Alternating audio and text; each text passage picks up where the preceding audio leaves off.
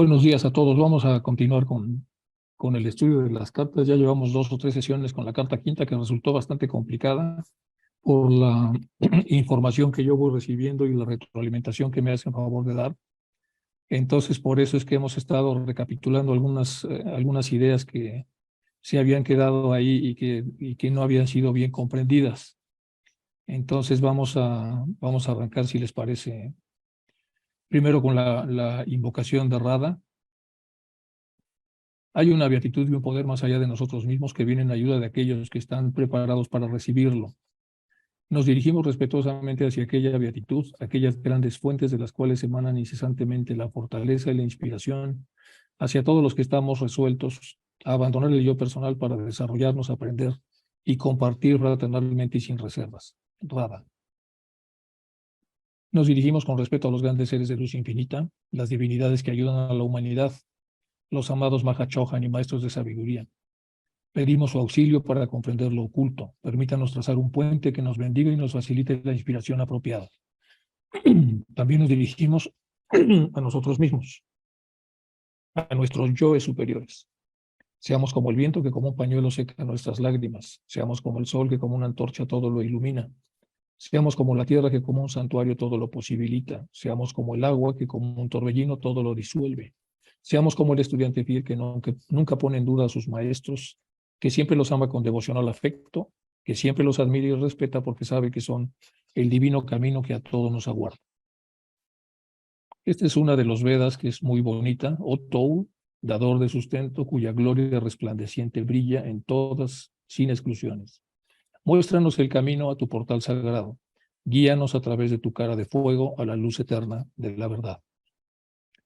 Bueno, pues vamos con el dichoso, las aclaraciones, de acuerdo a lo que recibí un mensaje y les agradezco a todos que entre todos vayamos tratando de entender las cosas que van diciendo las cartas, sobre todo esta carta que ha resultado bastante complicada. Recuerdan que habíamos visto en alguna parte, esta es la continuación de lo que dice el maestro. Además de estos, por debajo de todas las actividades del universo fenomenal, existe un impulso energizador procedente de X. Llamémosle Y, pone el maestro. Planteada algebraicamente, nuestra ecuación se leería, por lo tanto, de la siguiente manera. A más B más C más D más C más N más Y igual a X. Cuando hice yo la interpretación, la hice de una manera, pero luego me escribió Carlos de Guatemala para corregirme. Y lo que él comentó en el mensaje es lo siguiente. Lo que dice es lo siguiente: la letra A son los principios menores de los cambios del elemento tierra. Porque se acuerdan que aquí, bueno, vamos a ver el siguiente párrafo para entender por qué es que lo pesqué mal la interpretación. Dice, cada una de estas letras representa, por así decirlo, el espíritu o abstracción de lo que usted, le está diciendo a Hume, llama elementos. Para los maestros es espíritu de abstracción, pero en la conceptualización humana occidental se le llama elementos. Y luego aclara, su pobre inglés no me proporciona ninguna otra palabra para poder hablar de lo que queremos hablar, que es el espíritu o abstracción. Se llaman elementos. Este espíritu preside la evolución durante todo el ciclo manvantárico en su propio departamento. Entonces, Carlos me corrige porque yo había hecho una interpretación más pitagórica y dice, no, dice, la clave son los elementos. Por lo tanto, entonces, son los principios menores de cambios en el elemento tierra. La letra B, principios menores de los cambios en el elemento agua. La C, principios menores de cambios en el aire. La D, principios menores de los cambios en el elemento fuego. La E, principios menores en los cambios del elemento éter, casa. La N, principios menores de los cambios del elemento buddhi. Y, el impulso energizador del cual estaba hablando acá. Y todo esto, entonces, agrega el libro que las letras son el espíritu o abstracción de los elementos. Bueno, Carlos, gracias por la aclaración. Y hacemos entonces una aclaración para poder redireccionar esta parte de lo que ya habíamos leído la vez pasada. Entonces, si leemos la fórmula algebraica con cada uno de sus significados, ahora tiene más sentido. Dice, además de esto, se está hablando de lo que habíamos visto antes, por debajo de todas las actividades del universo. Ojo, por debajo de las actividades del universo, por detrás, es decir, por debajo, lo que sustenta estas actividades fenomenal, existe un impulso energizador. Existe algo que mueve al universo, que procede de X. Y entonces dice llamémosle Y a ese impulso que procede de X, ya en el universo manifestado, el principio energizador, llamémosle Y. Y planteado queda así, queda los principios menores del elemento tierra, más los del elemento agua, más los del elemento aire, más los del elemento fuego, más los del elemento éter akasa, más los principios menores de los cambios de Buddhi, de los cuales ya nos había hablado en esta misma carta un poco antes. Todo eso, más Y, que es el impulso energizador, todo está contenido como una teoría de conjuntos en X. Y ahora entonces ya tiene más sentido todo esto. Entonces, por debajo de las actividades, hay un impulso energizador que procede de X. X sería el inmanifestado y de él procede el manifestado al que le llama Y y de este que incluye la suma de todos los elementos. Bueno, hecha la aclaración, entonces es la causa inspiradora, vivificadora, impulsora y evolutiva. Son las 4 características de esta causa. Es inspiradora, es vivificadora, da vida, impulsora, mueve, y evolutiva, mueve en sentido ascendente. Inspiradora porque viene de lo inmanifestado. Detrás de las innumerables manifestaciones fenomenales de este departamento de la naturaleza, vamos a desarrollar la idea con un solo ejemplo. Tomemos al fuego como D, y esto, bueno, ya estaba también explicado, pero aquí le hice una explicación adicional. Este es el elemento fuego que nos va a dar él como ejemplo. Entonces, tomemos al fuego, que es el D, es la letra D, está aquí, principios menores de cambios que tienen que ver con el fuego.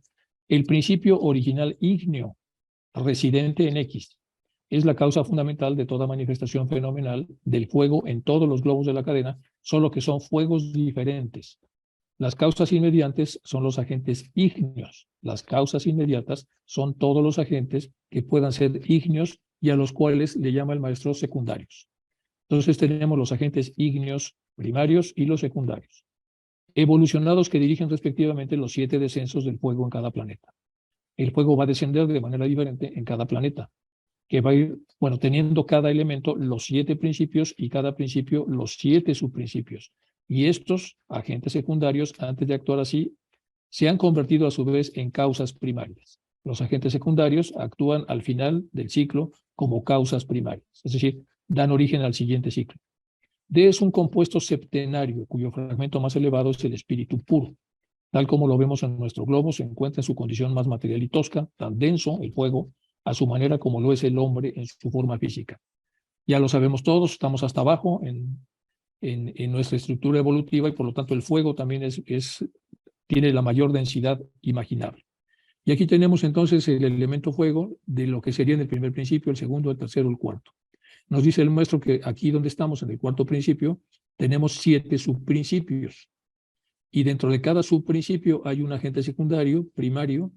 Primero hay un segundo agente secundario y un tercer agente secundario que al terminar los ciclos se convierten en causas primarias del siguiente ciclo. Así es más o menos como nos explica el maestro. Esto ya lo habíamos explicado, pero la primera parte de Carlos, ¿no? Entonces queda ya subsanada esta aclaración. Bueno, para poder comprender entonces bien este tema, quizá tenemos que irnos un poco a la porción anterior que ya habíamos visto, nada más para no dejarla sin explicación. Aquí está.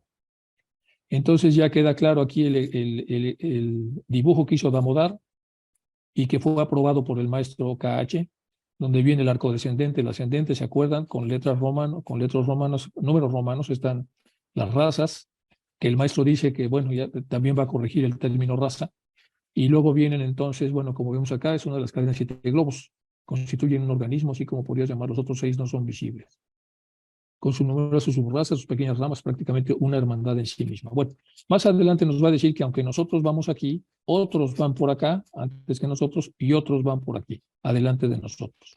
Y aquí hay otro tema matemático respecto a los porcentajes de intelecto o espíritu, que aquí el espíritu se va perdiendo y se le intelectualiza, y aquí tenemos un borde, y luego de la intelectualidad máxima pasamos a la intelectualidad que empieza a perder peso a partir de donde estamos, y luego al llegar al siguiente borde se termina el intelecto y regresa otra vez el espíritu hasta terminar en el globo Z, y luego viene ya otra cosa que nos va a explicar, que es la distancia interplanetaria, que es donde descansa todas las mónadas de este ciclo.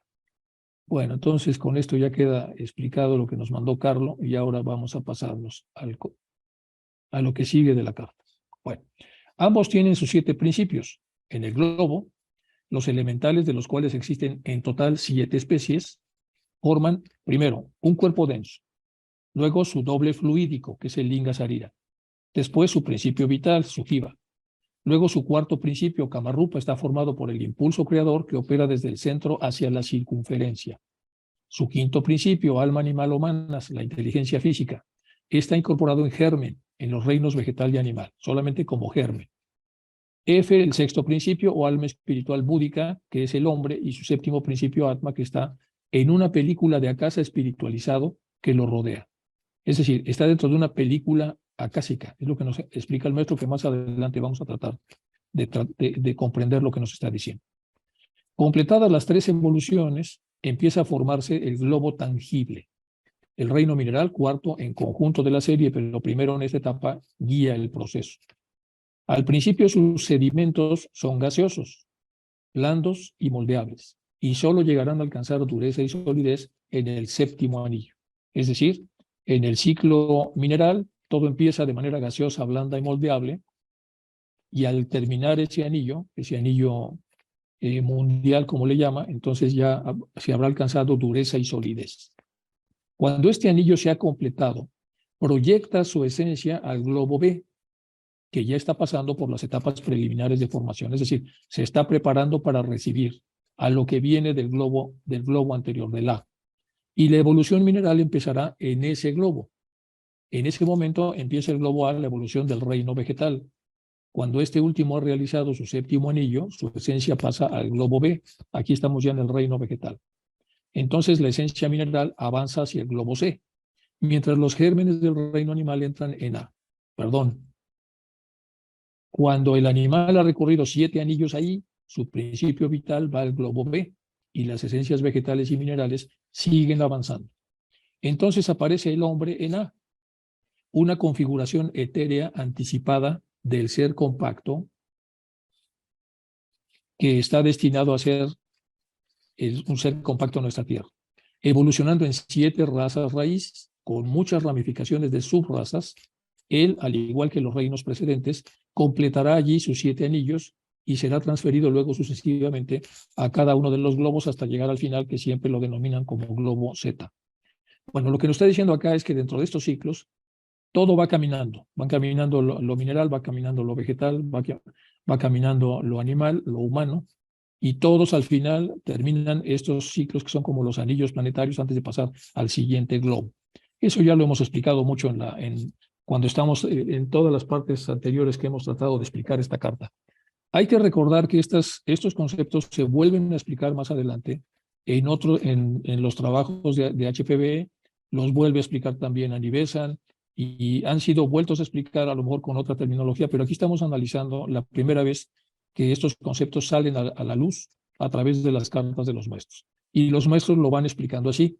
Recordemos que el maestro KH dice que les cuesta muchísimo trabajo adaptar lo que quieren transmitir a los idiomas occidentales, que son muy pobres para poder explicar las cosas como pasan, y encima tienen una conceptualización diferente a la que ellos trabajan. Por lo tanto, entonces les cuesta mucho trabajo.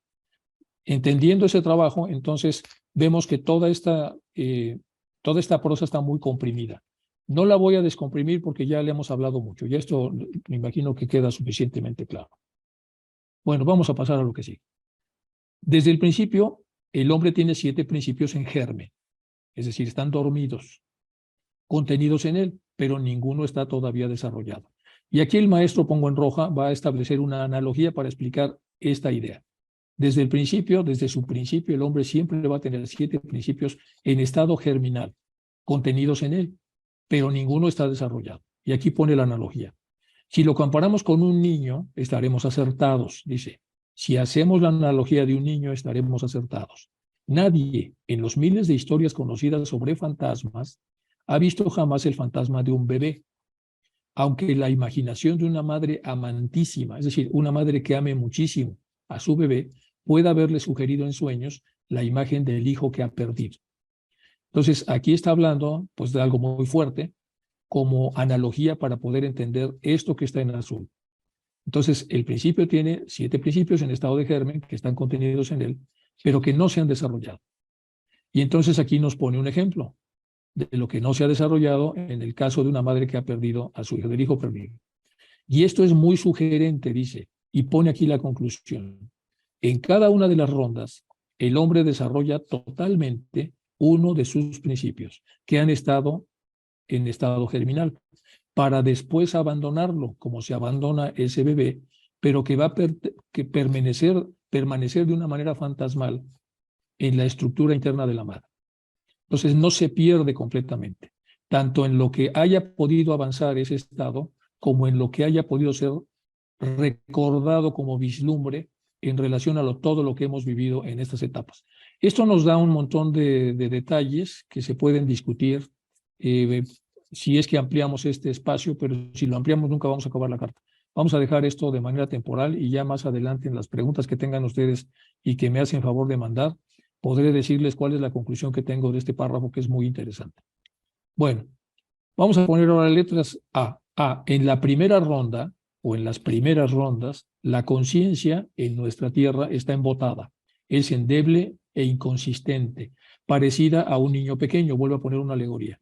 Entonces, ¿cómo es un niño pequeño? Pues no es suficientemente consciente. En la letra B, al llegar a nuestra tierra en la segunda ronda, se ha hecho ya responsable hasta cierto grado. Está medianamente responsable. Y en la letra C, en la tercera, es totalmente responsable. En cada etapa y en cada ronda, su desarrollo va a la par con el globo en el cual se encuentra. El arco ascendente desde A hasta nuestra tierra se le llama el ciclo oscuro y al ascendente hasta Z, el ciclo luminoso. En realidad es un subciclo, entonces es una parte de subarco, es un arco descendente que sería el oscuro porque vamos ganando densidad y vamos perdiendo espíritu, y en el ascendente se llama luminoso, vamos dejando atrás la oscuridad y vamos ganando luz. Y aquí viene el ejemplo de lo que está diciendo el maestro. Entonces tenemos acá el bebé y el niño, pues que tienen una conciencia muy embotada, no se dan cuenta de todo. Nosotros estamos en B, somos como adolescentes, y los que están adelante de nosotros ya son seres desarrollados, completamente desarrollados, con mayor experiencia y mayor desarrollo, sobre todo en la parte espiritual, como lo voy a explicar más abajo. Y aquí pasa lo mismo, tenemos el germen que es la semilla y el árbol que recién está brotando, luego el árbol en formato de arbusto, que es como estamos nosotros, somos como arbustos, y luego ya el árbol plenamente formado, con todas sus capacidades. Bueno, nosotros los hombres de la cuarta ronda, ya lo sabemos que ahí estamos alcanzando ya la segunda mitad de la quinta raza de nuestra cuarta ronda humana. Mientras que los hombres de la quinta ronda, los pocos que han llegado anticipadamente, no obstante y pertenecer a su primera raza, o más bien clase, aquí el maestro corrige, ustedes hablan de razas, pero son más bien clases, son sin embargo inconmensurablemente superiores a nosotros. Es decir, como el adolescente es inconmensurablemente superior al bebé en lo que puede ver, hacer, moverse y desplazarse, pues los hombres de la quinta raza son inconmensurablemente, inimaginablemente más desarrollados, más diestros y mejores que nosotros. Entonces estamos acá como sándwich a la mitad en esta zona. Entonces, mientras los hombres de la quinta ronda, los pocos que han llegado anticipadamente, no obstante y pertenecer a su primera raza, o más bien clase, son sin embargo inconmensurablemente superiores a nosotros. Espiritualmente, no tanto intelectualmente, ya que habiendo completado el desarrollo de este quinto principio, el alma intelectual, han llegado más cerca que nosotros y están en más estrecha relación con su sexto principio, o sea, Buddhi. Desde luego son muchos los individuos que ya están diferenciados en la cuarta ronda, ya que los gérmenes de los principios no se desarrollan en todos por igual, pero esa es la regla. Todos nos vamos desarrollando de una manera desigual, pero todos nos vamos desarrollando. Unos llegarán antes, otros llegaremos después, pero al final todos vamos a llegar. El hombre llega al globo A después de que los otros reinos han continuado avanzando, es decir, nosotros no somos únicos, hay una serie de reinos en movimiento y nosotros pertenecemos solamente a un espacio de un reino en movimiento. Dividiendo nuestros reinos en 7, los 4 últimos son los que la ciencia exotérica divide en 3. Ya sabemos que la ciencia exotérica pues, es el reino mineral, el vegetal y el animal. A esto añadimos el reino humano o el reino débico. Dividimos las respectivas entidades de estos reinos en, nos dice el maestro, germinales, instintivos, semiconscientes y plenamente conscientes. Lo mismo, el mismo ejemplo. Germinales, pues sería el feto, instintivos es el bebé, semiconscientes hasta llegar un poco a la preadolescencia y plenamente conscientes. Cuando todos los reinos hayan alcanzado el globo Z, no seguirán adelante para volver a entrar en A, precediendo al hombre, sino que de acuerdo con la ley de aminoración, aquí nos apareció otra ley muy interesante, la ley de aminoración que opera desde el punto central, o sea, desde la Tierra hasta Z, y que equilibra un principio de aceleración en el arco descendente, estos reinos habrán terminado precisamente su respectiva evolución de géneros y especies cuando el hombre alcance su máximo desarrollo en el globo Z, en esta o en cualquier otra ronda. Esto vuelve a aparecer, ya lo había tocado el maestro cuando hablaba de las notas musicales, y en el libro 12 de la colección de Blavatsky, de la doctrina secreta, o en el libro quinto, sexto, el último libro de la versión online, hay todo un artículo de HPV que también vuelve a tocar el tema de las notas musicales, las aceleraciones y desaceleraciones. Recuerdan ustedes, entre un do y un re, recordemos, hay 9 comas, y la cuarta coma subida de do es el do sostenido, la quinta coma, que está 4 por debajo de re, es el re bemol, y aunque el oído humano no distingue la diferencia en hercios, en realidad son diferentes, y entonces estos son los famosos semitonos. Después de la primera tríada inicial, que sería do, re, mi, aparece un espacio enorme entre mi y fa, y nosotros vemos que no hay teclas negritas entre mi y fa, y eso implica una desaceleración, ya nos lo había explicado el maestro. Y luego sigue el cuaternario, que es fa, sol, la y si, y entre todas ellas hay semitonos, es decir, los tonos intermedios, pero entre sí y el do siguiente, que es lo que sigue, no hay otra vez un semitono, y por lo tanto hay una nueva desaceleración. Entonces hay 2 procesos de aceleración y 2 procesos de desaceleración, y aquí nos lo vuelve a hacer notar. Pero además le llama una ley, que es la ley de aminoración de la velocidad, suponemos, de aminoración del despunte de la velocidad con la que se está haciendo esto, que opera desde el punto de vista central, y que equilibra el proceso de aceleración en el arco descendente.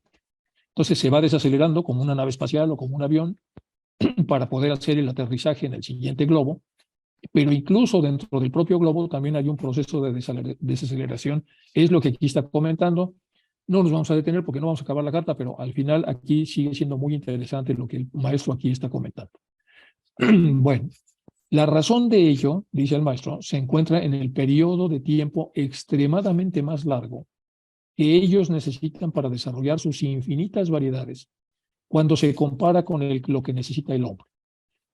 Por lo tanto, la relativa rapidez de desarrollo de los anillos, aquí está hablando ya de los anillos, aumenta naturalmente a medida que ascendemos en la escala desde el mineral.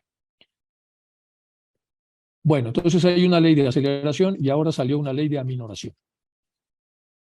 Y la ley de aminoración es muy importante cuando cambiamos de ciclo, cuando terminamos los anillos, cuando pasamos al siguiente estado, cuando brincamos. Y por esa razón, ahorita lo vamos a explicar con más detalle porque viene más adelante explicado. Está hablando que hay una relativa rapidez de los desarrollos y que aumenta a medida que ascendemos en la escala desde el mineral. Para los minerales que son muy densos, esto lleva muchísimo tiempo, es muy tosudo y es muy lento. En el reino vegetal hay una menor lentitud que en el mineral, pero mucho mayor lentitud que en el reino animal. En el animal hay también lentitud, pero mucho menor que la que hay en el vegetal. Y en el ser humano, conforme vamos avanzando, casi siempre vamos aumentando en velocidad. Pero estas distintas velocidades, dice el maestro, de hecho, están tan bien ajustadas que el hombre se detiene más tiempo en las esferas interplanetarias de descanso. ¿Qué quiere decir? El hombre se detiene más tiempo en las esferas interplanetarias de descanso. Y aquí puse un círculo para ver cuando pasamos de este planeta, que en realidad estamos pasando de la última parte hacia la primera parte, o sea, aquí es donde se da el traspase, pero el maestro está diciendo entonces que vamos a pasar de este planeta, vamos a pasar del kindergarten al elemento que sigue, y eso es otro edificio, otros profesores, otras cosas, y se hace un espacio de descanso, unas vacaciones. Entonces el hombre se detiene más tiempo en las esferas interplanetarias. Entonces tenemos que la ley de aminoración o de desaceleración puede llegar a lo que nosotros percibiríamos como casi una detención en las esferas interplanetarias, donde se va a vivir un pequeño pralaya o descanso antes de que la mónada que ha pasado todo esto vuelva otra vez a regresar a la fase siguiente. Nosotros estamos por aquí más o menos. Bueno, para la prosperidad o para la adversidad, y todos los reinos terminan su trabajo simultáneamente en el planeta Z. Por ejemplo, en nuestro globo vemos la ley de equilibrio manifestándose. Desde la primera aparición del hombre con habla o sin habla, tanto para el actual de la cuarta ronda como para la quinta que se avecina, la intención estructural de su organización no ha cambiado radicalmente las características etnológicas, es decir, físicas, por variadas que sean, ni ha afectado en absoluto al hombre como ser humano. Bueno, nuevamente hay demasiada información comprimida en esto que está comentando y aquí puse notar el comentario sobre el equilibrio, aceleración y desaceleración que viene en esta zona. Y luego, cuando el hombre se detiene al pasar de un planeta a otro, pues aquí es esta zona que está aquí. Y aquí hace referencia a que todo esto tiene el sentido de equilibrar el flujo, que no es igual, es rítmico, pero no tiene una velocidad estándar. Es una velocidad que sufre aceleraciones y desaceleraciones, incluso detenciones y luego impulsos para volver a moverse. Y estas características están dadas a través del plan que mueve todo esto. Bueno, pasamos a lo que sigue, esta carta, que es compleja, ya lo estamos viendo. Un fósil de hombre o su esqueleto de la rama de los mamíferos, de los cuales él es la culminación. El fósil del hombre o su esqueleto de la rama de los mamíferos, de los cuales él es la culminación. Tanto si se trata de un hombre ciclope, o sea, muy desarrollado, muy grande, o un pigmeo, puede reconocerse todavía a primera vista como un vestigio humano. Es decir, vemos nosotros arqueológicamente un esqueleto y sabemos si es humano o no es humano. Entonces, ¿y por qué? Por las características que nosotros, bueno, que la antropología física, que así se llama la que hace arqueología, es la que ha dispuesto para diferenciar a un hombre de otros primates o de otros antropoides. Bueno, las plantas y los animales, mientras tanto, se han vuelto cada vez más diferentes de lo que eran antes y no podemos verlas a través de vestigios, aunque es muy complejo el que nosotros podamos delimitar cuáles eran las formas que estas plantas o estos animales, sobre todo los animales que no tenían huesos, podían más o menos manifestarse en el momento actual, como para que nosotros pudiéramos bucear en ese pasado. El esquema con sus detalles septenarios resultaría incomprensible para el hombre si no tuviera el poder, tal como lo han demostrado los adeptos más elevados, de desarrollar prematuramente su sexta y séptimo sentido. Es decir, solo si invocamos a nuestra intuición a través de las plegarias que hacemos, a través de todo lo que hacemos antes de las charlas, nosotros podemos más o menos acomodar en nuestro cerebro físico, pero también en el metafísico, toda esta información. Nuestro señor Buda, un hombre de la sexta ronda, no habría aparecido en nuestra época por más grandes que hubieran sido sus méritos acumulados en sus anteriores nacimientos, de no haber sido por un misterio, y pone puntos suspensivos. Y aquí un poco sale el tema del misterio. Dice, ningún individuo puede adelantarse a la humanidad. Aquí suponemos que Hume volvió a preguntar, oiga, ¿de qué se trata ese misterio? Suponemos, no está, por eso hay puntos suspensivos. Y entonces él da un tip o una clave pequeña. Ningún individuo puede adelantarse a la humanidad de su ronda. No puede brincar más que un grado, porque esto matemáticamente sería imposible. Es decir, nosotros estamos aquí, vamos a suponer en la ronda 1, y los más adelantados pueden brincar matemáticamente hablando al 2. Pero no pueden brincar directamente al 3 brincándose el 2, porque eso sería matemáticamente imposible. Si tenemos una secuencia numérica de datos en donde vamos a reconocer a toda la numeración algebraica como en secuencia, no podemos brincar a un número que va en la siguiente secuencia para poder atraer el número 3.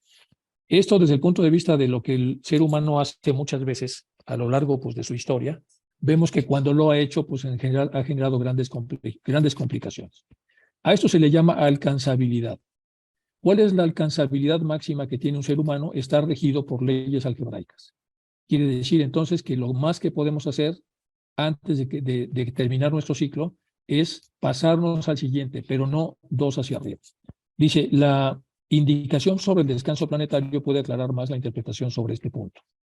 Bueno, dice usted, en efecto, si la fuente de vida mana incesantemente, aquí viene el razonamiento de Hume aparentemente, porque le dice usted, en efecto, Si la fuente de vida mana incesantemente, porque así se dice, y así es, debería existir, esta es la conclusión que saca Hume, en la Tierra hombres de todas las rondas y de todas las épocas. Por eso dice, ningún individuo puede adelantarse. Eso no va a pasar.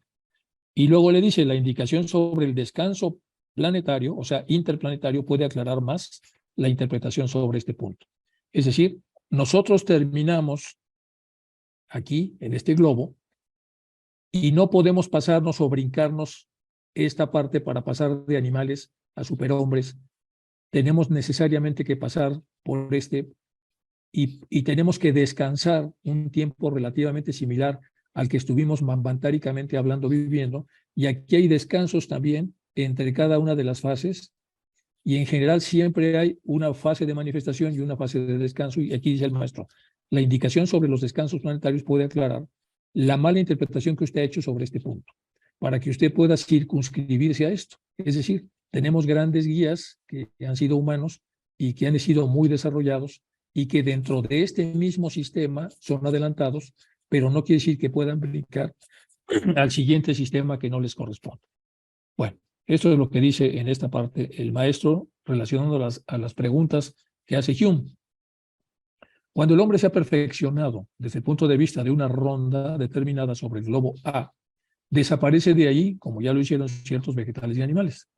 Gradualmente este globo pierde su vitalidad, se va desinflando y llega por último a un estado de luna, es decir, de muerte, y permanece así en tanto que el hombre realiza sus 7 anillos en Z y pasa por un periodo intercíclico antes de empezar en su ronda siguiente. Otra vez hace mucha referencia al periodo intercíclico, que es el periodo praláyico, por lo menos similar al pralaya, de descanso, entre lo que es un ciclo mambantárico y luego viene un ciclo de descanso. Así sucede a su vez con cada globo. Y puesto que el hombre, mientras completa su 7º anillo en A, no ha hecho más que empezar el primero en Z, y como que A muere cuando él lo deja para pasar a B, y como que también debe permanecer en la esfera intercíclica después de Z, otra vez, este descanso, tal como lo hace cada vez entre 2 planetas, hasta que el impulso haga vivir nuevamente la cadena, queda claro que nadie puede adelantarse más de una ronda a su especie. Aquí lo vuelve a aclarar en relación a la pregunta de Hume. Al principio le da una explicación pues mucho más simple, que es esta, que vea el descanso planetario, y luego aquí como que se anima a darle una explicación mucho más detallada.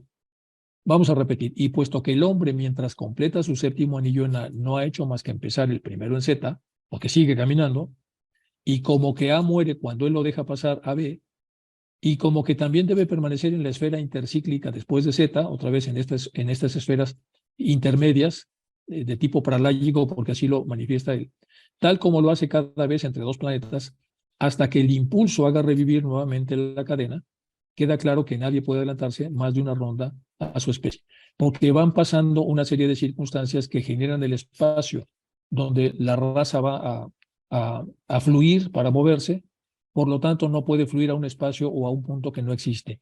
Ya lo habíamos visto en las otras cartas que habíamos revisado, cuando estábamos hablando de la sucesión de puntos que generan un trayecto y que los físicos actuales también empiezan a demostrar, y lo demuestran un poco con el paralelogramo, ¿se acuerdan? Que es cuando 2 líneas se cruzan y favorecen un punto, y entonces el movimiento del punto lo que hace nada más es acceder a ese punto que ya se ha generado por el paralelogramo, para que la sucesión de puntos nos vaya construyendo entonces poco a poco una elipse.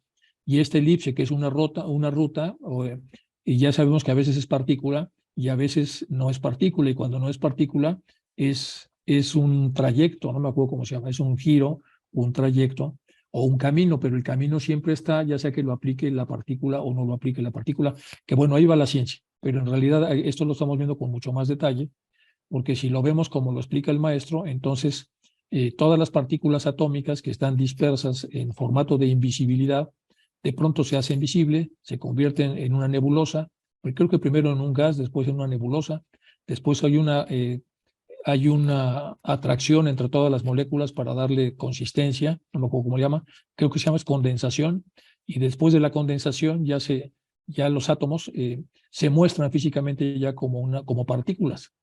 Y eso, si lo vemos en lo que la ciencia va explicando actualmente molecularmente, pues están, pues no tan cerca, pero por lo menos ya ven las opciones de que esto puede estar sucediendo. Bueno, y Buda solo constituye una excepción en virtud de un misterio.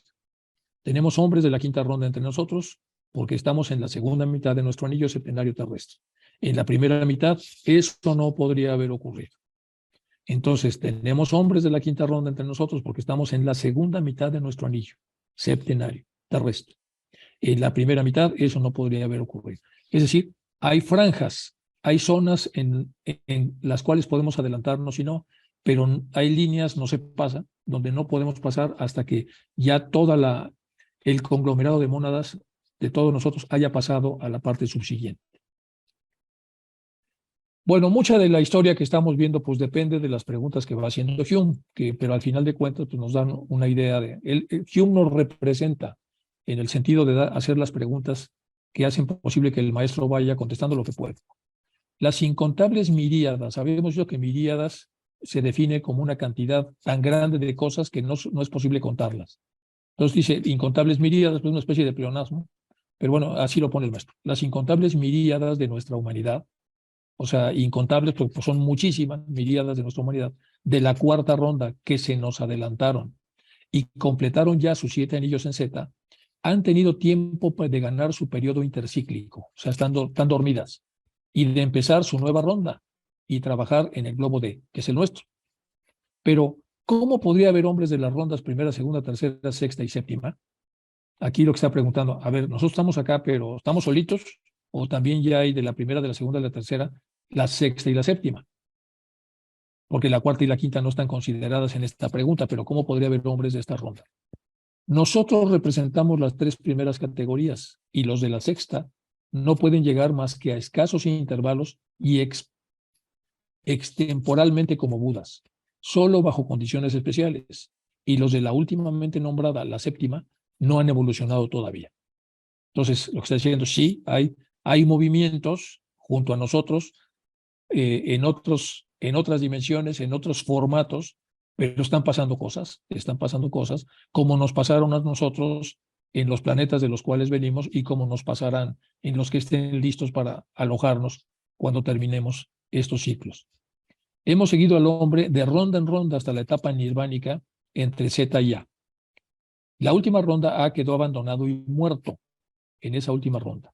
Cuando empieza una nueva ronda, A capta de nuevo el impulso de vida, renace la vitalidad y engendra todos los reinos de un orden superior a los precedentes. Después que esto se ha repetido 7 veces, llega un paralaya menor.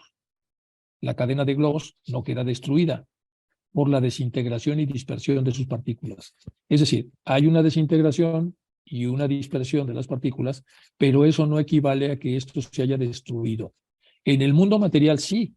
Cuando vemos una roca que ya se pulverizó, pues ya se destruyó la roca. Pero aquí otra vez un problema del lenguaje, por eso lo aclara. Entonces, llega un paralaya menor, la cadena de globos no queda destruida, a pesar de que hay una desintegración y una dispersión de sus partículas, sino que pasa inabscóndito. Desde este estado resurgirán de nuevo, a su vez, durante el siguiente periodo septenario. Desde este estado de partículas, volverán otra vez a formarse, a conglomerarse, a compactarse para proveer lo necesario para el siguiente periodo septenario. Dentro de un periodo solar, un pralaya y un manvantara, tienen lugar 7 de esos periodos menores, en una escala ascendente de desarrollo progresivo. Para resumirlo, en una ronda hay 7 anillos planetarios o terrestres para cada reino y una oscuración para cada planeta. El manvantara menor está compuesto de 7 rondas, 49 anillos y 7 oscuraciones. El periodo solar consta de 49 rondas, etcétera, etcétera, etcétera. Todo el tiempo entonces nos está insistiendo y aquí no ayuda mucho la nomenclatura que nosotros utilizamos para entender esto. Porque entre rondas y ciclos, y si la ronda es ciclo y no es ciclo, y más adelante, en el glosario, ya había sucedido esto en la clase de Isaac, en el glosario aparece que solo llamarle globos y lo demás son anillos mundiales, pero el globo es un ciclo y entonces quizá hubiera sido mejor poner ciclos primarios, secundarios, terciarios, porque al final son ciclos dentro de ciclos y dentro de ciclos, y esta nomenclatura que a veces cambia de los autores que siguen a lo que los maestros aquí están explicando, a veces genera un poco de confusión. Pero la idea central es que estos ciclos mayores tienen ciclos menores y estos a su vez tienen ciclos también mucho menores y al final entonces todo el tiempo estamos cubriendo ciclos. Desde lo que sería un ciclo diurno, con su descanso, que es cuando vamos a dormir, hasta un ciclo solar anual, es decir, un ciclo de 365 días, más el ciclo humano de vida de un ser humano, más el etcétera. O sea, todos son ciclos que se van acumulando los ciclos previos y que vuelven a renacer o rehacerse en el siguiente ciclo. Bueno, eso es lo que está explicando aquí el maestro. Vamos a hacer un repaso de cosas para poder entender lo que hasta ahora hemos visto. Hay que recordar la tercera proposición fundamental, la identidad fundamental de todas las almas con el alma suprema universal. Venimos de lo mismo, siendo esta la última, un aspecto de la raíz desconocida. Y otra cosa, la peregrinación obligatoria de todas las almas a través del ciclo de encarnación, conforme a la ley cíclica y kármica durante el término de aquel. Esto que nos dice la proposición fundamental en realidad es lo que nos ha estado diciendo en otras palabras el maestro aquí respecto a las mónadas. Ninguna alma divina puede tener una existencia consciente independiente antes de que la chispa que brotó de la esencia pura del principio sexto universal, o sea, del alma suprema, haya pasado por todas las formas elementales, perteneciéndose al mundo fenomenal de aquel Manvantara, y adquirido la individualidad primeramente por impulso natural y después por los esfuerzos propios y regulados por su karma, ascendiendo así por todos los grados de inteligencia. Debe tener, bueno, vamos a detenernos aquí un poco. Esta parte todavía no la expresan con eso de las aceleraciones y desaceleraciones e impulsos, porque lo están explicando así los maestros, pero más adelante en las proposiciones ya de la doctrina secreta van a aparecer algunos detalles que una vez que somos seres autoconscientes, ahora mucho de los impulsos va a depender de los esfuerzos propios, es decir, de la combinación de voluntad, de información, de voluntad y de conocimiento, de voluntad y de sabiduría, para poder entonces generar el que nosotros gobernemos el esfuerzo para ascender, teniendo nuestros procesos de desaceleración y de aceleración, que también ocurren y son perfectamente perceptibles en los seres humanos. Se debe tener presente que las estancias tratan únicamente de la cosmogonía de nuestro sistema planetario y de lo que es visible alrededor suyo, después de un pralaya solar. Las enseñanzas secretas referentes a la evolución, ya no de un sistema solar, sino del cosmos, no se pueden dar, pues no serían comprendidas ni aún por las inteligencias superiores de esta época. Y bueno, la energía de vacío que impulsa la expansión acelerada del universo es materializada en partículas subatómicas. Vamos a pasarnos un poco a la ciencia para ver cómo va la ciencia con este tema. Entonces, ellos hablan de la energía de vacío, impulsa la expansión acelerada de un universo, que ellos han observado que va a una gran velocidad, la expansión, es materializada en partículas subatómicas, que antes se pensaba que no existían, ahora se sabe que existen y además ya se han nominado muchas de ellas. Los físicos narran esta etapa de la siguiente manera. Cada región del universo del tamaño de Planck, que ven ustedes que es como la medida mínima que se conoce, ha aumentado vertiginosamente rápido hasta alcanzar un tamaño del orden de unos 100 centímetros. Las fluctuaciones cuánticas aleatorias producidas durante un periodo inflacionario se amplifican por la tremenda expansión, creando las irregularidades iniciales que terminan por condensar la materia. Ya se habla de condensación de materia, ya se habla del impulso de expansión, pero todo queda como aleatorio. Es algo que se da por sí mismo. La ciencia todavía no bucea en las razones que hay, lo que hay debajo para que todo esto ocurra. La tremenda energía liberada por el cambio de estado del universo convierte la energía almacenada en el inflatón, que es el campo cuántico que impulsa la expansión exponencial. Y en partículas subatómicas, proceso conocido como recalentamiento. Lo cuántico hace referencia a lo siguiente. ¿Qué es física cuántica? La física para estudiar los cuantos. Ahora bien, ¿qué es un cuanto? Un cuanto es la parte mínima cuantificable de un cuerpo material que se encuentra en movimiento y que tiene una ruta, un destino, un sentido y un fin. Bueno, y aquí pues, vienen un poco las medidas que ya existen, que alguna vez les pasé todo un video ahí que era muy interesante respecto a todas las medidas, desde lo mínimo, mínimo, hasta lo más grande que conocemos.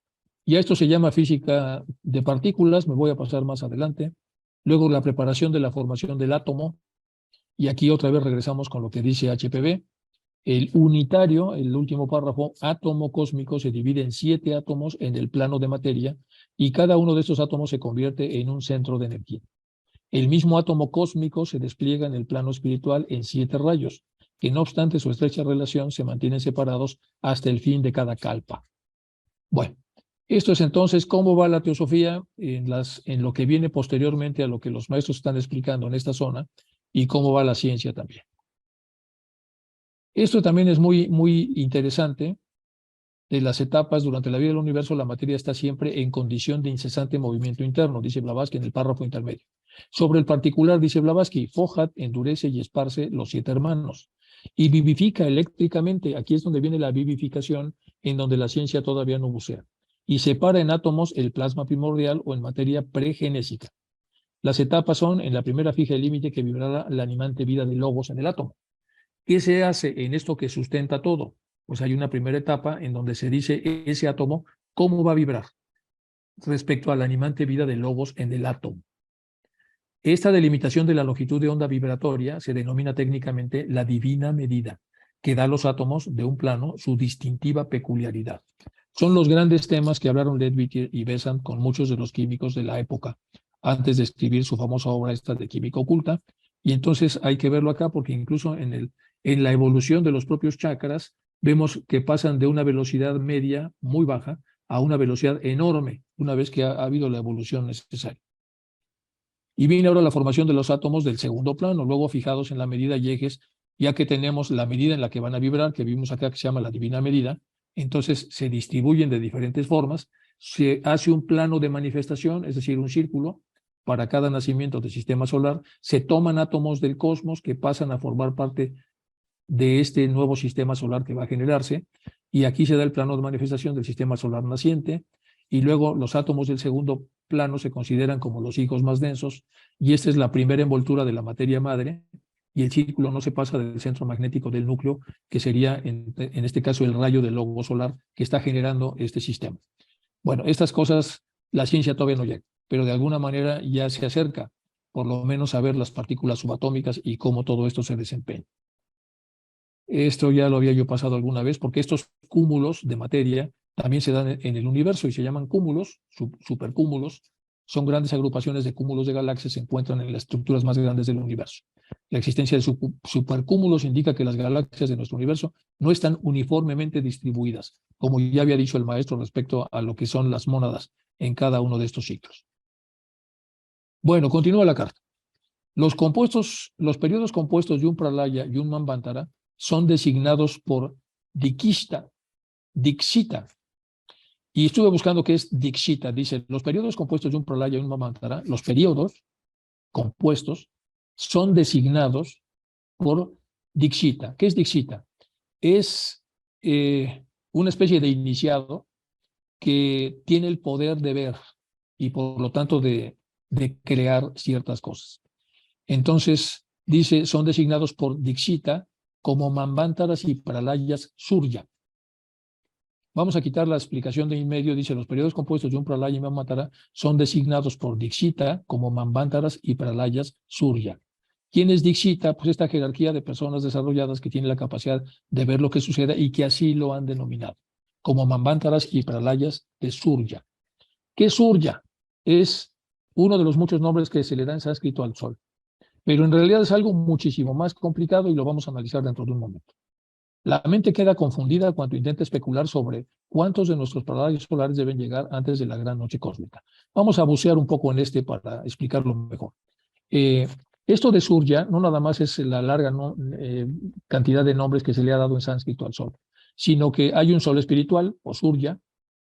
Vamos a ver esto con mucho cuidado. Tiene en su esencia inmanifestada causa que Fohat colecte la materia primordial a través de agregados etéricos para empezar lo que sería un recomenzamiento. Es decir, todos los átomos que se perdieron vuelven a ser atraídos y juntados para que la persona en donde se quedó regrese otra vez, que es parecido a lo que pasa cuando nosotros estamos estudiando algo y vamos a dormir y volvemos. Todo se recoge para que lo que aprendimos el día anterior pueda partir no de ceros, sino del punto en el cual dejamos las cosas que habían sido previamente iniciados. La traducción de esta palabra es complicada, sería un recomenzamiento. Y aquí viene en cómo se ve en los Vedas, el famoso Surya. Dice, en lo alto, sus rayos ahora traen al Dios que conoce todas las criaturas que nacen. Que todos puedan mirar al sol, de una manera como ladrones parten las estrellas, por la noche oscura acompañada al acercarse el sol que todo lo ve. Sus rayos han mostrado lejos, a través de las muchas cosas de los hombres, ardiendo en lo alto como fuegos ardientes. Sus rayos han mostrado lejos, a través de las muchas casas de los hombres, ardiendo en lo alto como fuegos ardientes. De rápido movimiento visible para todos, hacedor de luz eres tú, oh sol iluminado, todo el espacio brillante. Te elevas hacia la hueste de los dioses y hacia la raza de los hombres, hacia todos, para que puedan ver la luz celestial. Esta parte es muy bonita. Te elevas, o sea, tienes un rostro hacia los dioses y otro rostro hacia la raza de los hombres, hacia todos, para que puedan ver a través tuyo la luz celestial. El amplio aire atravesando el cielo, tú mides sol, los días y las noches, ver todas las criaturas que nacen. Las 7 estanques de la bahía que atraen tu coche, tráenos, Dios, que ve de lejos. Oh Surya, el cabello reluciente. El sol ha unido los 7 estanques brillantes, las hijas brillantes de su carro. Con ese equipo que se une a sí mismo, acelera. A través de la oscuridad, mirando hacia arriba, para él, la luz superior, ahora, han volado a Surya, el dios entre los dioses de la luz más alta. Es el Rig Veda, el 1.2.50, y esto si lo podemos analizar, aunque viene, bueno, yo lo traduje medio mal, pero en realidad es un poco complejo para la traducción, pero aquí está haciendo referencia a lo que aquí se nos dice nada más, que es uno de los muchos nombres de Dios, y aquí dice que no, que sí, pero en realidad tiene que ver con los agregados y con los recomenzamientos, y aquí ya se nos dice pues todo lo que es. Aquí el sol aparece entonces como una especie de intermediario entre la luz absoluta y la luz que va a llegar a todos los seres humanos, y entonces aquí hay una especie de plegaria y explicación de las funciones. Para poder analizar algunos de los versos de los Vedas, necesitamos ver primero las funciones, los sentidos, las explicaciones, y luego la parte más complicada, toda la parte simbólica, que se refiere entonces para poder analizar a fondo una enseñanza de este calibre. Si nos da tiempo más adelante, ya que salgamos de la famosa de la carta 15, y si les interesa, veremos un poco cómo se hace un análisis de este tipo. El mismo análisis que se hace de los propios Vedas viene a base de historias. Y aquí vienen algunas historias en formato de historia, de las cuales nosotros tenemos que extraer cierta sabiduría. Y les puse aquí nada más un detalle. Dice, cuando Krishna se movió entre los hombres de esta tierra, Krishna se movió entre los hombres de esta tierra, tomó una esposa llamada Jambavati. Entonces, un dios con una mujer terrestre.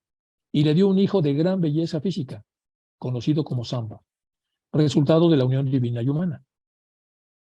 Aunque bien dispuesto en muchos sentidos, o sea, muy cercano a su naturaleza divina, pero con algunas deficiencias propias de lo humano. Todo lo de paréntesis es mío. Este hijo cometió el error de ridiculizar a un sabio, Narada. Es decir, lo hirió porque lo ridiculizó, lo puso en evidencia pública. Y se vengó. Aparentemente estaba hablando aquí la historia de Karma. Engañándolo, así como él lo engañó para ridiculizarlo, entonces el karma lo engaña a él en una situación aparentemente inmoral, sobre la que luego llamó la atención de Krishna.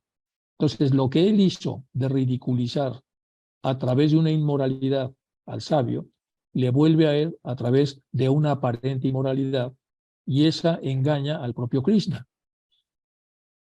Padre o no, porque Krishna es Dios y es padre, Krishna se indignó al ver lo que parecía ser el desliz de su descendencia, bueno, dice la historia, porque la historia debe tener algunos atributos explicativos para tratar de hacer ver cómo los dioses tienen ciertas reflexiones humanas. Lo maldijo para que se convirtiera en leproso. Esa es la primera parte. Samba pudo demostrar su inocencia, pero ya era demasiado tarde.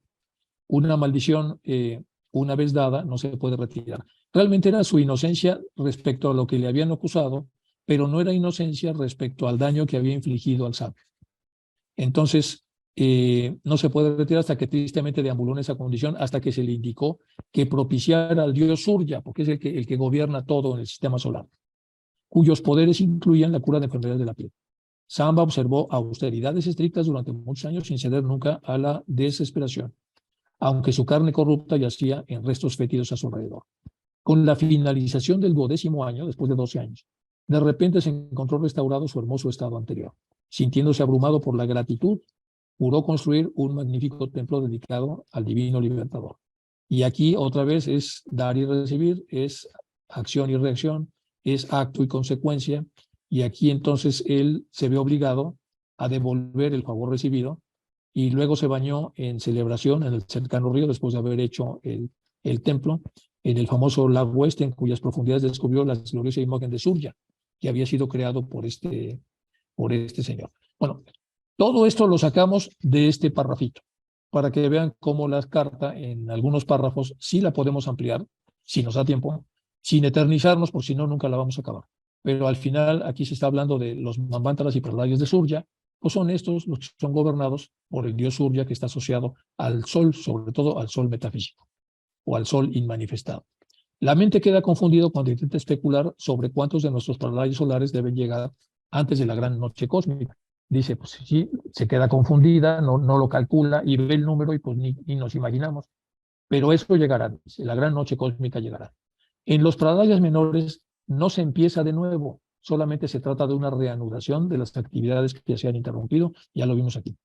Los reinos vegetal y animal que al final del Manvantara menor solo hayan conseguido un desarrollo parcial no se van a destruir. No se destruyen.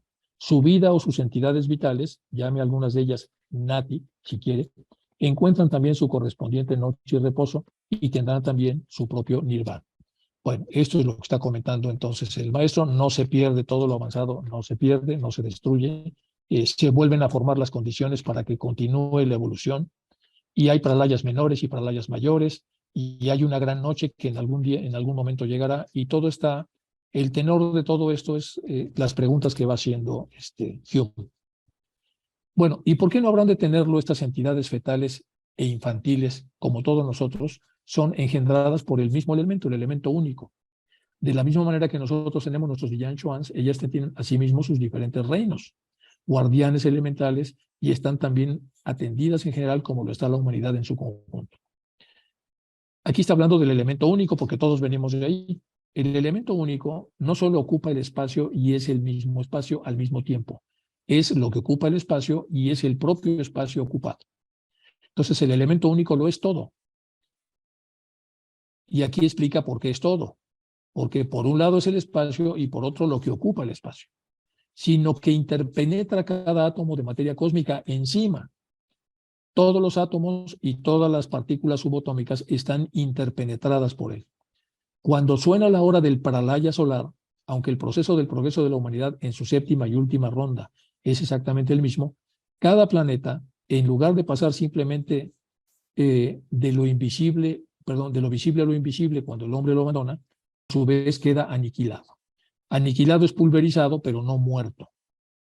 Con el principio de la séptima ronda, el séptimo Manvantara menor, al haber alcanzado también cada reino su último ciclo, no queda en cada planeta después que el hombre lo ha abandonado más que el maya de las formas que una vez vivieron y existieron ahí. El maya de las formas que una vez vivieron y existieron allí. Y ya sabemos lo que es maya. Es una producción que tiene principio y fin, que es irreal, que es la versión más burda de lo superior. Con cada paso que el hombre da en los arcos descendentes y ascendentes, a medida que pasa de globo en globo, el planeta que deja atrás se convierte en una vaina de crisálida vacía. A su salida hay una efusión de estos seres desde todos los reinos. A pesar de estar esperando pasar a formas superiores en su debido tiempo, quedan liberados porque hasta el día de esa evolución, ellos permanecerán en su sueño letárgico en el espacio hasta recuperar de nuevo la energía de la vida del nuevo Manvantara solar. Todo duerme, y después de volver a despertar, todas las condiciones vuelven a crearse para que todo continúe. Y aquí está elaborando otra vez el maestro una regla de 3, y viene desde acá. Aquí nos dice, todos somos partes de lo uno, y lo uno primero es el espacio, y después lo que ocupa el espacio, y además interpenetra todo lo que hay en ese espacio. Por eso es que es todo. Entonces, cuando baja en esta zona de acá, a la salida, es decir, cuando va a empezar ya el pralaya, estos seres desde todos los reinos, a pesar de estar esperando a pasar a forma superior a su debido tiempo, quedan liberados porque hasta ese día de la evolución ellos permanecerán en sueño letárgico. De momento estarán dormidos en el espacio hasta recuperar la energía de la vida del nuevo Manvantara solar, que es cuando el ciclo de creación empieza. Los antiguos elementales descansarán hasta que se les llame, a su vez, para que se conviertan en los cuerpos de los seres minerales, vegetales y entidades animales. Los antiguos elementales descansarán hasta que se les llame, a su vez, para que se conviertan en los cuerpos de los seres minerales, vegetales y entidades animales, en otra cadena de globos más elevada, en su camino para convertirse en seres humanos. Véase, Isis Simbel los pone aquí entre. Bueno, mientras que los seres rudimentarios de las formas más inferiores, y en ese tiempo de perfección general no quedarán más que unos pocos de ellos, quedarán en suspensión en el espacio como gotas de agua convertidas repentinamente en carambanos. Estas gotas se derretirán al primer cálido aliento de un Manvantara solar y constituirán el alma de los globos futuros. Voy a repetir. Mientras que los seres más rudimentarios de las formas más inferiores, y en ese tiempo de perfección general no quedarán más que unos pocos de ellos, quedarán en suspensión en el espacio como gotas de agua convertidas repentinamente en carambanos. Estas gotas se derretirán al primer cálido aliento del Manvantara solar y constituirán el alma de los globos futuros. El lento desarrollo del reino vegetal queda asegurado por el prolongado descanso interplanetario del hombre. El lento desarrollo del reino vegetal tarda mucho, queda asegurado por el prolongado descanso interplanetario del hombre. Y aquí nos está hablando de que puede haber una relación entre la longitud del descanso del hombre en relación a la longitud del plano mamantárico vegetal. Cuando llega el pralaya solar, toda la humanidad purificada se sumerge en el nirvana, y desde este nirvana intersolar renacerá en sistemas superiores. La cadena de mundos queda destruida y se desvanece, igual que se desvanece una sombra en una pared cuando se apaga la luz. Tenemos razones para creer que este mismo momento un pralaya así está teniendo lugar, mientras que hay dos pralayas menores terminando en alguna parte del cosmos. Bueno. Al principio del Manvantara solar, los elementos hasta entonces subjetivos del mundo material, ahora esparcidos en el polvo cósmico, al recibir el impulso de los nuevos Dian Chuans del nuevo sistema solar, al haber pasado más arriba los más elevados entre los antiguos, se configurarán como pequeños movimientos ondulares y primordiales de vida. Se configurarán, vamos a repetir, al principio del siguiente Manvantara, el siguiente resurgimiento, el siguiente amanecer solar, los elementos hasta entonces subjetivos, es decir, no estaban en el plano físico, del mundo material, ahora esparcidos en el polvo cósmico, al recibir el impulso de los nuevos Dian Chuans del nuevo sistema solar, al haber pasado más arriba los más elevados entre los antiguos, se configurarán como pequeños movimientos ondulares y primordiales de vida, y separándose en centros diferenciados de actividad, se combinarán en una escala gradual de 7 etapas de evolución. Como todo orbe en el espacio, nuestra Tierra, antes de conseguir su definitiva materialidad, y nada en este mundo puede ahora darle a usted la idea de lo que este estado de materia significa. Entonces, es muy importante que nos podamos hacer una idea de cómo funciona esto. Y digo escalada intencionalmente, puesto que la escala diatónica es la que mejor proporciona un ejemplo del movimiento rítmico perpetuo del ciclo descendente y ascendente de Sababat, por la gradación de tonos y semitonos, es decir, por los hercios que se van de alguna manera disminuyendo conforme nos materializamos y que vuelven otra vez a la vida y al movimiento y a la vibración sutil una vez que nos vamos espiritualizando de otra vez. Bueno, esto de alguna manera repite todo lo que ya se ha visto casi desde el principio de la carta. Y luego aparece ya como colofón algo muy interesante. Y esto muy interesante, dice, tiene usted entre los miembros cultos de su sociedad a un teósofo que, a pesar de no estar familiarizado con nuestra doctrina oculta, sin embargo ha extraído por intuición de datos científicos la idea de un pralaya solar y su Manvantara en sus principios. Me refiero al célebre astrónomo francés Flammarion, y se está refiriendo a uno de sus libros, La Resurrección y el Fin de los Mundos, capítulo 4. Habla como un verdadero vidente. Los hechos son como él los supone, con ligeras variaciones. A consecuencia del enfriamiento secular, más bien vejez y pérdida de fuerza vital, y de la solidificación y desecación de los globos, llega un momento en el que la Tierra empieza a convertirse en un conglomerado en reposo. El periodo de generar criaturas ya pasó. La progenie ha sido ya criada. Su periodo de vida ha finalizado. De ahí que sus masas constitutivas dejen de obedecer a aquellas leyes de cohesión y agregación que las mantenían unidas. Y convirtiéndose en un cadáver entregado a la obra de destrucción, dejará que cada molécula que la compone se separe libremente del cuerpo para siempre, para someterse en el futuro al predominio de nuevas influencias y de la atracción de la luna. Si Flammarion pudiera conocer en toda su extensión la fatal influencia de esta, se sorprendería. Es la que se encargará de la tarea de demolición, provocando una marea de partículas terrestres en lugar de una marea acuosa. Y da un montón de detalles en esta zona, el maestro, un poco deteniéndose en lo que por intuición, que es de los primeros astrónomos serios que hay en Europa, bueno, obviamente había muchos en muchas épocas, pero este es verdaderamente brillante. Se llama Flammarion. Entonces, tiene muchos libros, no nada más esos, ahorita vamos a ver un poco más del tema. Pero esta última parte es digna de que la podamos analizar.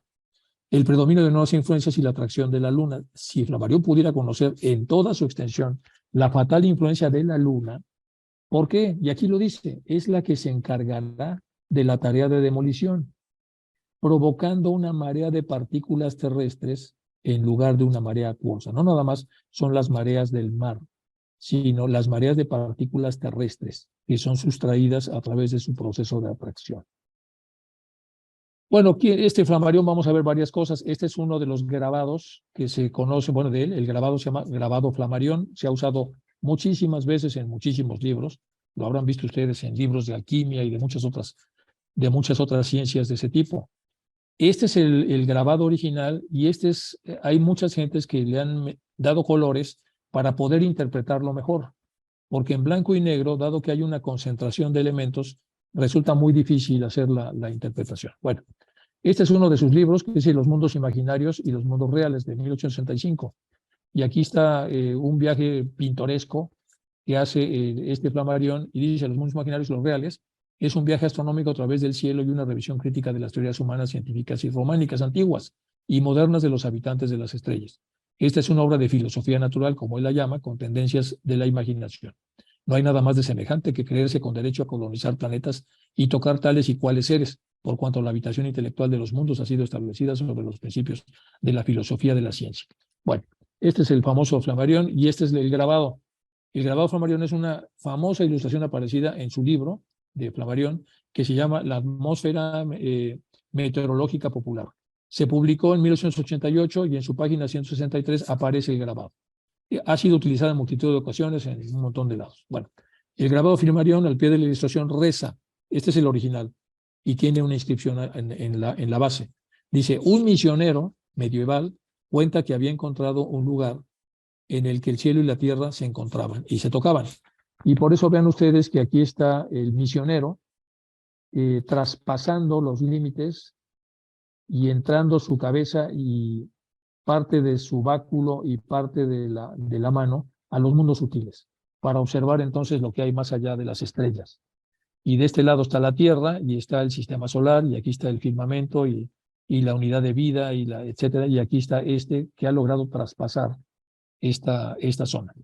Bueno, es una imagen muy bonita y también es del que está hablando el maestro. Está hablando entonces de este intelectual que se llama Flammarion y que vale mucho la pena revisar.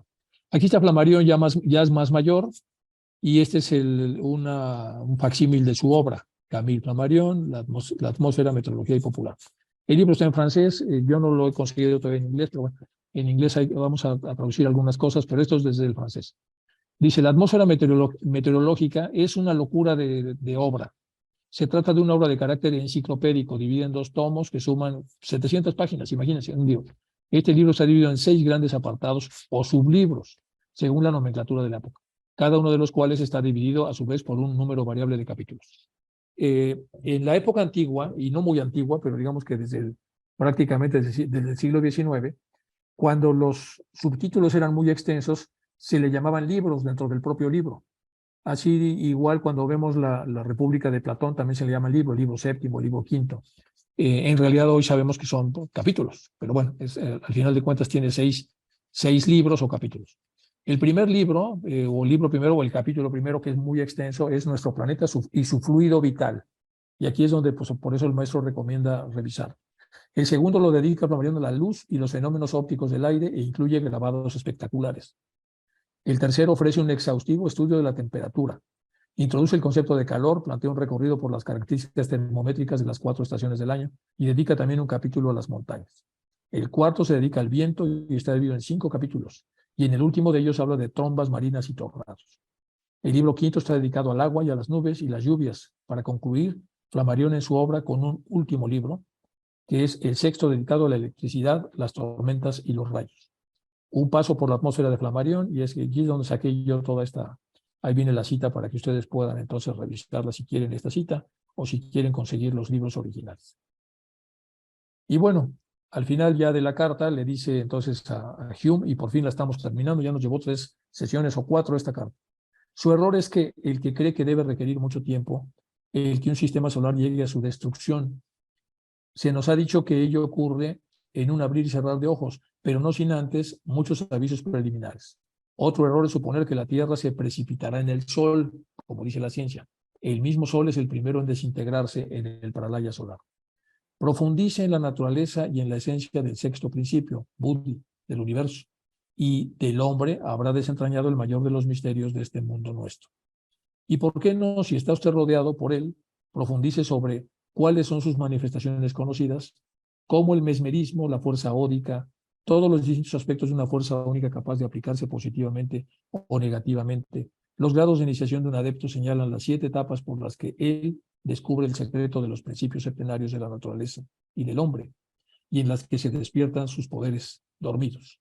Todo esto dice el maestro ya para cerrar la carta a Hume, que resultó pues bastante complicadita, sobre todo por el esquema de Damodar, que ya vimos que pues, es muy ilustrativo, pero con la nomenclatura cuesta un poco de trabajo esta explicación. Tomemos esto como la primera vez que se explican cosas como estas en función de las preguntas que van haciendo tanto Hume como Sinnett, y el maestro se toma pues, un buen rato para poder explicar lo que más adelante será explicado quizá con más detalle o con más tranquilidad, o simplemente después de haber leído esto ya es mucho más fácil empezar a más o menos acomodarlo para poder reexplicarlo a través de las actividades clarividentes de Leadbeater y de Besant, y antes de ellas, por supuesto, lo que hizo Blavatsky con su famosa logia en el último año de vida que tuvo. Bueno, pues con esto creo que se termina la carta y voy a dejar de compartir, entonces, pues, para si tienen ustedes preguntas, dudas, comentarios o lo que fuera, y ya terminamos la carta quinta, vamos a seguir ahora con la carta 16.